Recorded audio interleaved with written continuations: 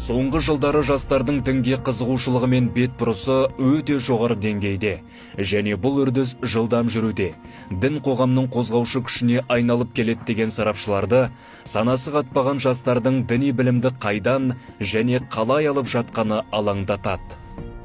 Шетелге оқу деген кез келген жастың бір аңсары алып тұрады ғой.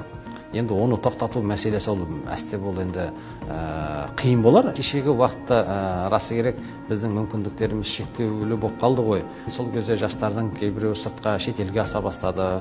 Біреуі Арабияға кетті, біреуі Пакистанға, біреуі Түркияға, біреуі Сирияға деген сияқты әркім әр жаққа қай жақтан әйтеуір жаңағы жылу таба алды, немесе жол таба алды, соған қарай кетті. Әрине оның барлығы бірдей адасып, яки болмаса түрлі топтардың жетегіне кетті деп айтудан аулақпыз. Өзге елге білім алам деп кеткен жастардың арасында деструктивті діни ағымдардың ықпалына түсіп, радикалды идеологияның қол шоқпарына айналғандары бар. Елдегі жағдайды саралайтын болсақ, фундаменталистік идеологияны насихаттап, қылмысқа барған жерлестеріміздің дені шетелдік заңсыз марказдарда оқығандар. Шет мемлекетте түрлі ағымдар, түрлі жамағаттар бар. Олар бірінші курсқа келген балдарды таңдап отырып, талдап отырып, өздерінің үйлеріне, өздерінің хужраларына, өздерінің бөлмелеріне, дәрісханаларына алып кетіп, сөйтіп сол жерде өздерінің идеологиясын оқытады. Материалдық жағынан да көмектесіп тұрған шығар. Сондықтан сіз өзіңіз жат жерде қиналып жүрген уақытта біреудің бұлай басыңыздан сипағанын ойлайсыз дағыны, сөйтіп ере кетесіз. Соңында солардың бір жаңағы өкілі немесе жанашыры болып елге қайтуыңыз да мүмкін. Заңсыз марказдардың ұстанымы дәстүрлі исламдық ұстанымдарымызбен үйлеспейді, ханафиттік мазхабқа қарсы. Сыртқа кететіндердің дені құжаттарын бұрмалап, өздерін турист ретінде көрсетеді. Ал ол құжаттың күші тек 3 айға ғана жарамды. Көші-қон туралы заң талаптарын бұзған жерлестеріміз осылайша ерікті еріксіз түрде түрлі ұйымдардың босағасын сағалайды.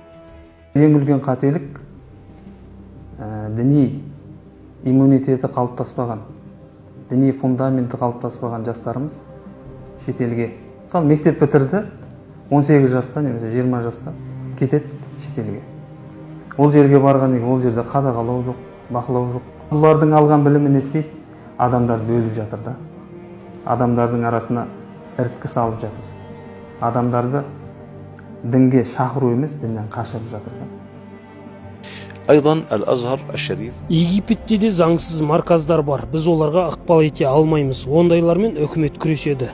Ал Аль-Азхар Қазақстан мұсылмандары діни басқармасының ұстанымын қолдайды және екі жақты ынтымақтастықтың нәтижесінде қазақстандық студенттерге бөлінетін грант санын 25-тен 50-ге жеткізді.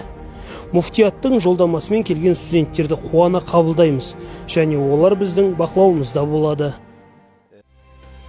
Елімізде діни білім алам дегендерге бар жағдай жасалған. Республикамызда Нұр Мүбәрак бірегей университеті бар. Сонымен қатар 9 медресе колледж, 7 қарилар орталығы, мешіттердің жанында діни сауат ашу курстары да жұмыс істеп тұр. Оқу бағдарламасын министрлік пен мүфтият бірігіп бекітеді. Дәрістердің 80% діни, қалған 20% базалық пәндер.